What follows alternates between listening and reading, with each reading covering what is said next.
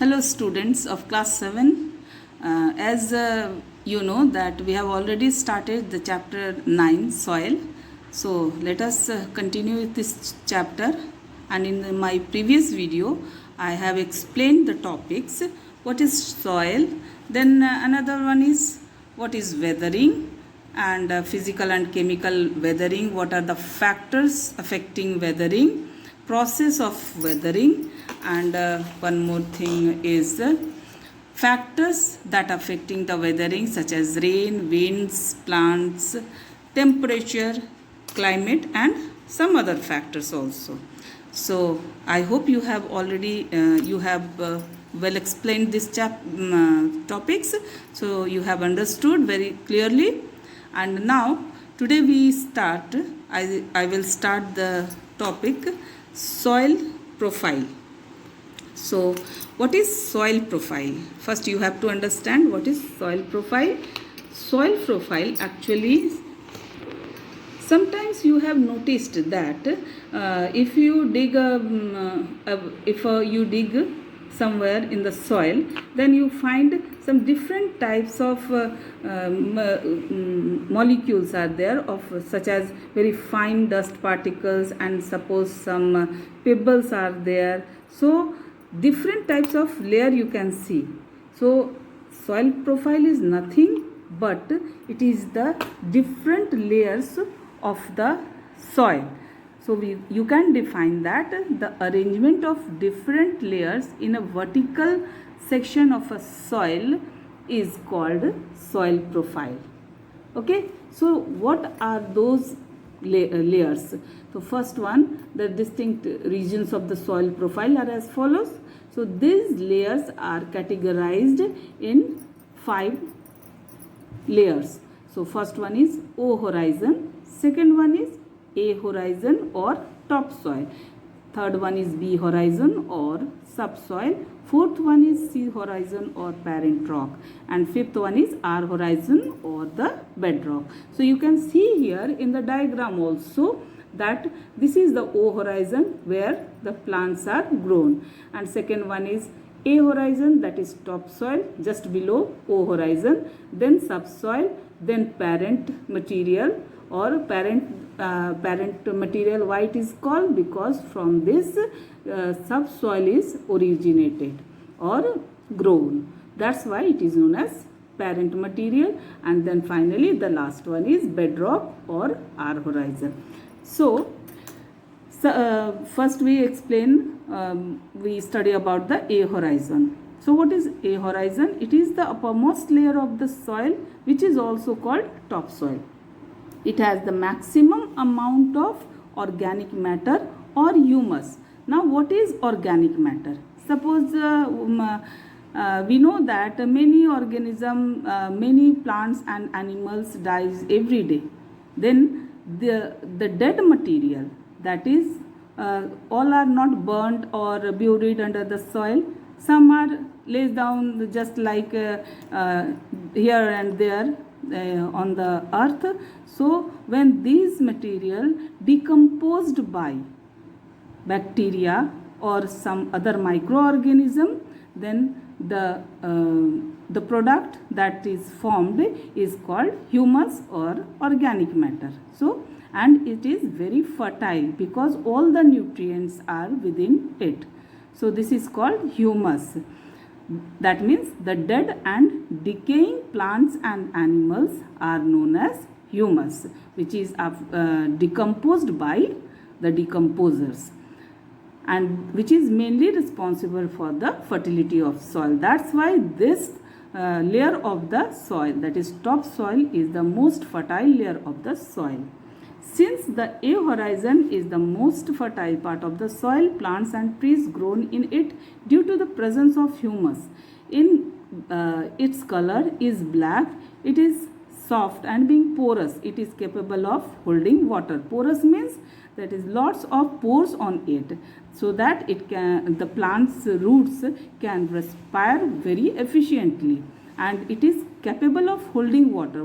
Holding water, sometimes you see that if some soil are solid type, then we put it, if some water will be put on it, then the water will be locked. It does not seeping inside, but in this type of soil, the soil absorbs all the water and holds too much water, and it is capable of holding too much water. That's why this is known as holding of water. So due to these properties such as holding capacity, holding water capacity, and porous, and of course presence of humus, makes this topsoil so much fertile.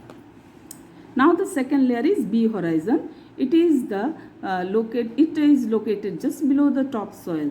The amount of humus in it is less on the in comparison to the A horizon, but minerals, mainly iron oxide, are present in the abundance. Abundance means in more amount.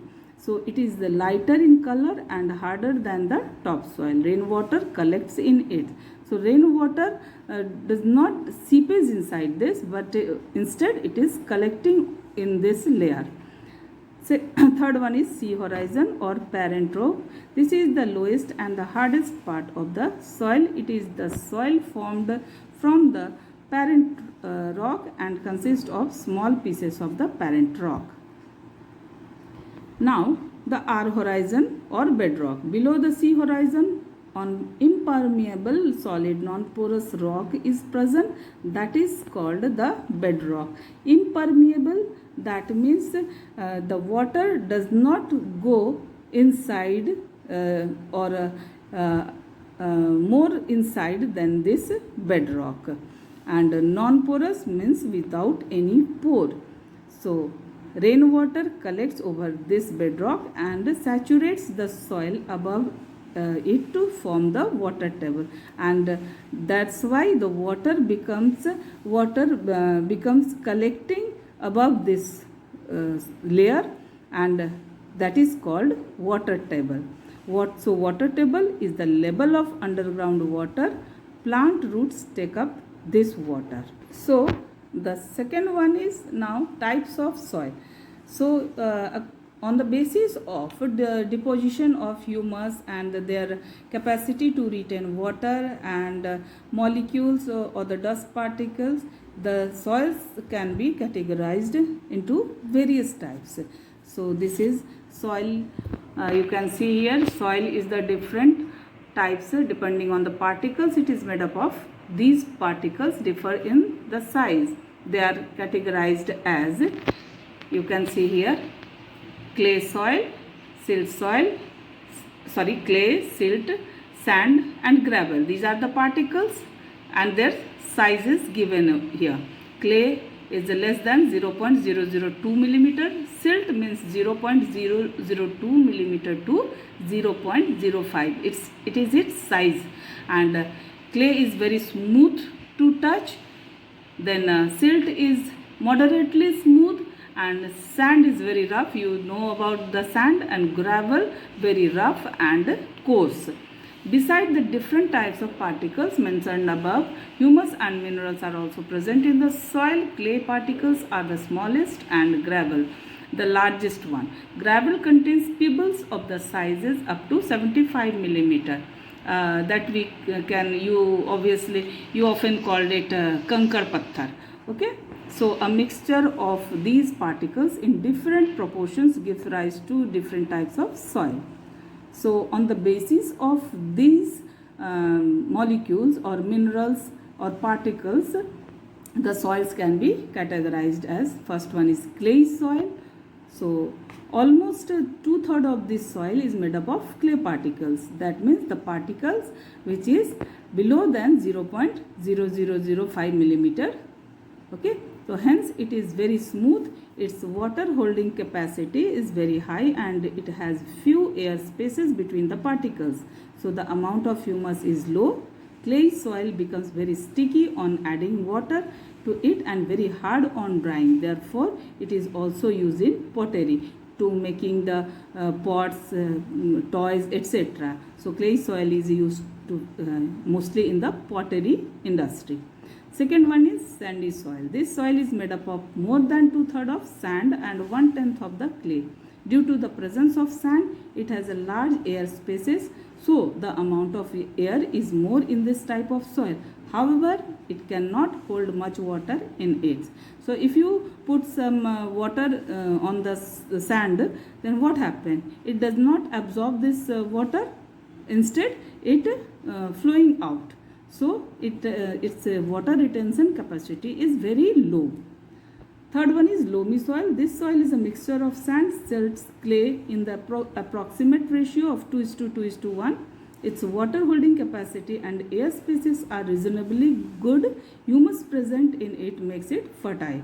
So its unique combination of contents makes it the most suitable for cultivation of crops by the farmers.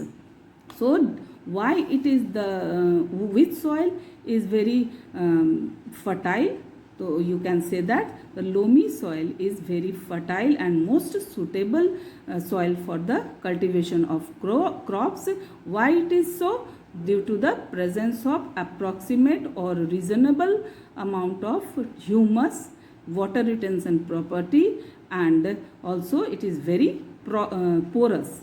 So due to these qualities or properties, loamy soil is the best for cultivation of crops. Now, properties of soil. The properties possessed by the soil decided it's suitably for the different purposes. Some of the main properties of the soils are as follows. So children, I have explained, I think, too much. Okay, then only I explained this one only for today's video. So percolation rate of water. This is first property of soil. So percolation, what is percolation? It is the property of soil by virtue of which it allows water to sift through it. That means it is the property through which water is seeping inside the soil. So this is called percolation. The water table that is formed below the soil is a result of percolation. If there will no percolation, then water table cannot be seen by us. So percolation rate is the amount of water percolating through soil in a minute. So when water percolating inside the soil in 1 minute is known as percolation rate. And percolation rate is different for different type of soil. It depends on the size of the soil particles. Sandy soil has the maximum rate of percolation while clay soil has the minimum. Why? Because the particles of the sandy soil is the biggest one, and the particles of the clay soil is the very smallest, that means dusty you can say. So in this way this property describe any type of soil. So children, in this video it is sufficient to understand. So you watch this video and try to understand more efficiently. Okay, thank you.